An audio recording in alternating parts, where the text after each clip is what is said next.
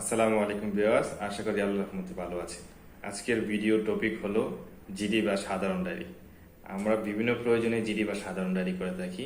যেরকম কারোর যদি মোবাইল ফোন হারিয়ে যায়, বা কারোর সার্টিফিকেট হারিয়ে গেল, এনআইডি কার্ড হারিয়ে গেল, বা এভরিথিং, বিভিন্ন কাজে আমরা জিডি করে থাকি। কিন্তু এই জিডিটা এখন আপনারা ঘরে বসে অনলাইনে মোবাইলের মাধ্যমে বা কম্পিউটারের মাধ্যমে করতে পারেন অতি সহজে। তো চলুন কিভাবে আপনারা অনলাইনের মাধ্যমে ঘরে বসেই এই জিডিটা করতে পারেন সেটাই দেখাই।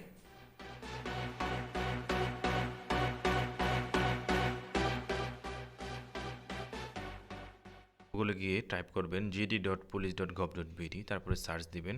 তারপরে অনলাইন জিডি একটা অপশন আসবে, সেখানে ক্লিক করবেন। ক্লিক করার পর এরকম একটা ওয়েবসাইটে আপনাকে নিয়ে যাবে। তো এখান থেকে আপনারা ফার্স্ট অফ অল রেজিস্ট্রেশন করতে হবে। তো আমি রেজিস্ট্রেশন অপশনে ক্লিক করলাম। রেজিস্ট্রেশন অপশনে ক্লিক করার পর এরকম একটা ইন্টারফেস চলে আসবে, যেখানে আপনার জাতীয় পরিচয়পত্র নম্বর, জন্ম নিবন্ধন নম্বর, পাসপোর্ট এগুলো দিয়ে আপনি রেজিস্ট্রেশন করতে পারবেন। তো আমি জাতীয় পরিচয়পত্র নম্বর দিয়ে রেজিস্ট্রেশন করব। এখন এখানে ক্লিক করলাম। এই যে দেখেন, এখানে জাতীয় পরিচয়পত্র নম্বর এবং জন্ম তারিখটা দিয়ে ভেরিফিকেশন অপশনে ক্লিক করলাম। ক্লিক করার পর যে অটোমেটিকলি আপনার এখানে এনআইডি কার্ডের নাম্বার অনুযায়ী আপনার ঠিকানা চলে আসছে। তো সবগুলো এখানে দেখবেন। তারপরে আপনারা আবারও পরবর্তী অপশনে ক্লিক করে দিবেন। এই যে আমি পরবর্তী অপশনে ক্লিক করে দিলাম। ক্লিক করে দেওয়ার পরে এখানে দেখেন আপনার ছবি দিতে হবে। সেক্ষেত্রে পাসপোর্ট সাইজের ছবি যদি থাকে, সেক্ষেত্রে পাসপোর্ট সাইজের ছবি দিবেন।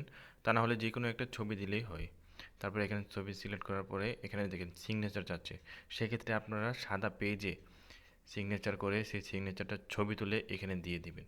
তারপরে আবারও পরবর্তী অপশনে ক্লিক করে দিবেন। পরবর্তী অপশনে ক্লিক করার পর আপনার এখান থেকে এরকম একটি অপশন আসবে। এটা দেখেন ফোন নাম্বার চাচ্ছে, ইমেইল চাচ্ছে, তারপরে পাসওয়ার্ড চাচ্ছে। সেই ক্ষেত্রে আপনারা আপনাদের ইমেইল দিয়ে দিবেন, ফোন নাম্বার দিয়ে দিবেন, পাসওয়ার্ডটা দিয়ে দিবেন। অবশ্যই পাসওয়ার্ডটা কিন্তু আপনারা ডায়েরিতে লিপিবদ্ধ করে রাখবেন। সেক্ষেত্রে পাসওয়ার্ডগুলো দেওয়ার পরে একটু নিচে যাবেন। নিচে যাওয়ার পরে যে এখানে দেখেন সিকিউরিটি কোয়েশ্চেন চাচ্ছে, সেক্ষেত্রে আপনার সিকিউরিটি কোয়েশ্চেন দিয়ে দিবেন। যে আমি আমার সিকিউরিটি কোয়েশ্চেনগুলো দিয়ে দিচ্ছি। যে আপনার ছোটোবেলার নাম কী ছিল, এটা আমি একটা দিয়ে দিলাম। আর একটা দিয়ে দিলাম হলো আমার প্রিয় বই কী। সেই ক্ষেত্রে আমি দুইটা সিকিউরিটি কোয়েশ্চেন দেওয়ার পরে আবার আমি পরবর্তী অপশন, যে সেই পরবর্তী অপশনে আমি ক্লিক করে দিব। তো আমি পরবর্তী অপশনে ক্লিক করলাম। ক্লিক করার সাথে সাথে দেখবেন আপনার মোবাইলে একটা ওটিপি কোড নাম্বার চলে গেছে। সেই কোড নাম্বারটা আপনি এখানে এন্ট্রি করে দিবেন। কোড নাম্বারটা এন্ট্রি করার পর আবারও আপনি পরবর্তী অপশনে ক্লিক করে দিবেন। পরবর্তী অপশনে ক্লিক করার পর এরকম একটা ইন্টারফেস চলে আসবে, সেখান থেকে আপনি কন্টিনিউ অপশনে ক্লিক করে দিবেন। এই যে দেখেন কন্টিনিউ অপশনে ক্লিক করার পর অনেকগুলো অপশন আসছে এখানে। তো এখান থেকে আপনি যে বিষয়টা মূলত সাধারণ ডায়েরিতে লিপিবদ্ধ করতে চাচ্ছেন, ওই বিষয়টা এখানে দিয়ে দিবেন। এখানে দেখেন অনেকগুলো অপশন আসছে। চুরি, হারানো, কোনো কিছু পেয়ে থাকলে সেটা, বা আদার অন্য অন্য অপশন আসছে। সো সেখান থেকে আপনি যে বিষয়টা লিপিবদ্ধ করবেন, ওই বিষয়টা এখানে মূলত ক্লিক করে দিবেন। তো আমার যেহেতু মোবাইল চুরি গিয়েছে, সেক্ষেত্রে আমি এখান থেকে যে মোবাইল চুরির যে অপশনটা আসছে, সেই চুরির অপশনে আমি ক্লিক করে দিব। তো আমি চুরির অপশনে ক্লিক করলাম। ক্লিক করার পর এখানে দেখেন যানবাহন চুরি হয়েছে না অন্য অন্য চুরি হয়েছে, সেক্ষেত্রে আমি অন্য অন্য অপশনে ক্লিক করব। অন্য অন্য অপশনে ক্লিক করার পর এই যে দেখেন কম্পিউটার, মোবাইল, ডকুমেন্ট, পশু পাখি কী হারিয়েছে আপনার, সেই বিষয়টা আপনি এখান থেকে আমি মোবাইল সিলেক্ট করে দিলাম। তো তারপরে এখানে আপনার মোবাইলের ধরন দিতে হবে, মডেল দিতে হবে, অপারেটিং সিস্টেম, তারপর আইএমই নাম্বার, ব্যাটারি, র্যাম, পরিমাণ, তো মোবাইলের অ্যাক্সেসরিজ, ব্র্যান্ড কী ব্র্যান্ডের ছিল, সব কিছু দিবেন। দেওয়ার পরে আপনি এখান থেকে শনাক্তকরণ চিহ্ন দিবেন।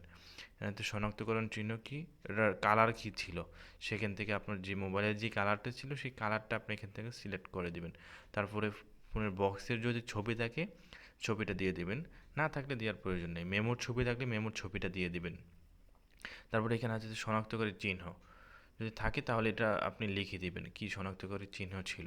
তারপর ফোনের ছবি যদি থাকে, সেক্ষেত্রে ফোনের ছবিটা আপনি এখান থেকে দিয়ে দিতে পারেন। তারপরে সব দেওয়া হয়ে গেলে আবার একটু নিচে যাবেন, সেখানে স্থান, সময়, ঘটনার বিবরণ, সেখান থেকে আপনি কোথায় মোবাইলটা চুরি হয়েছে বা কোন থানায়, কোন জেলায়, সেটা আপনি এখানে লিপিবদ্ধ করে দিতে পারবেন।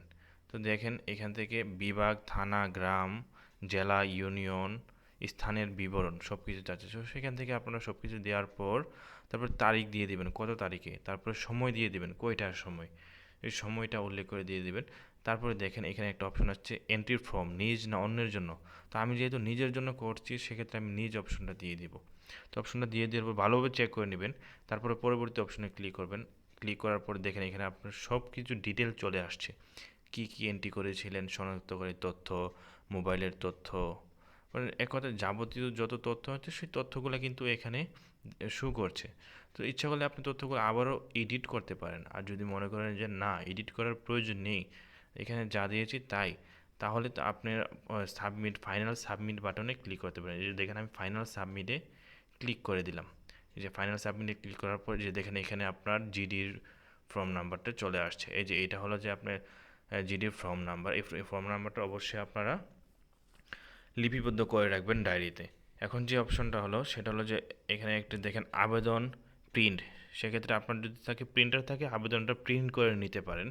তা না হলে সে শুধু ডায়েরির যে এটা আছে ফর্ম নাম্বার সেটা লিপিবদ্ধ করে রাখবেন। তারপরে আমি আবারও ব্রেক টু হোমে চলে গেলাম। এরই সাথে সাথে আপনার জিডি কিন্তু কমপ্লিট হয়ে গেল। এখন দেখেন অপেক্ষমান জিডি এখানে এক, যখন জিডিটি গৃহীত হবে তখন এখানে 1 নাম্বার অপশনটা চলে আসবে। তো এটা কিভাবে দেখবেন, প্রথমে যে পাসওয়ার্ড এবং মোবাইল নাম্বার দিয়েছেন সেটা আবারও লগ ইন করে তারপরে আবার একদিন পরে বা কিছুক্ষণ পরে দেখলেই কিন্তু এটা আপনি দেখতে পারবেন আপনার জিডিটি সাকসেস হয়েছে কি না। আশা করি বিষয়টি বুঝতে পেরেছেন। ভিডিওটি যদি আপনাদের ভালো লাগে থাকে অবশ্যই একটি লাইক দিবেন এবং সাবস্ক্রাইব করে পাশে থাকবেন। আর হ্যাঁ, আপনাদের ফ্রেন্ড সার্কেলের মধ্যে এই ভিডিওটি শেয়ার করে অবশ্যই তাদেরকেও বিষয়গুলো জানিয়ে দিবেন। আসসালামু আলাইকুম।